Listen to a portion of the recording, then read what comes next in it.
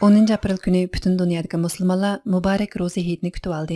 Muhaciratdagi Uyg'urlarmi o'zlari turishliq davlatlardagi Uyg'ur jamoati bilan birlikda Hayit namozi o'qidi va bir-biriga Hayitlik tilaklarini bildirdi. Bu yillik Ramazon va Roza Hayit yanala Xitoy hukumatining Uyg'ur qatorliq millatlarga qaratgan bostirishlari davomli kuchaygan. Millionlarcha Uyg'urlar lager turmalarga qamalgan. Uyg'urlar butkul millat bo'yicha Xitoy hukumatining irqiy qirg'inchilik zulmiga uchrayotgan mezgilga to'g'ri keldi.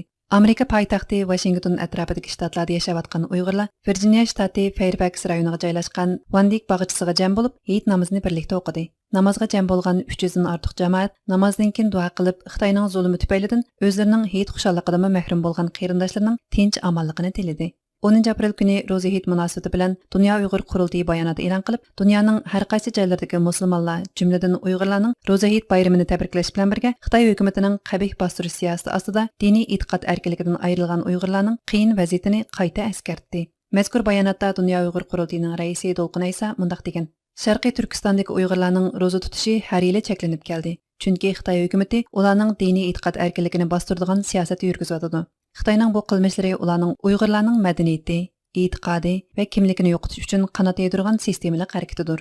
Mazkur bayonotda Xitoyning Uyg'urlarning e'tiqodi va islom madaniyatiga qilgan buzg'unchiligining irqiy qirg'inchilik jinoyatlarining muhim bir qismi ekanligi ko'rsatilgan. Andin butun dunyo musulmonlari muborak Roza Hayit bayramini tabriklayotgan mushu kunda Dunyo Uyg'ur qurultiyi musulmon davlatlar va islomiy tashkilotlarni Xitoyning jinoyatiga sukut qilishni, hatto Xitoy bilan hamkorlashishni to'xtatishga chaqiriq qiladi deyilgan.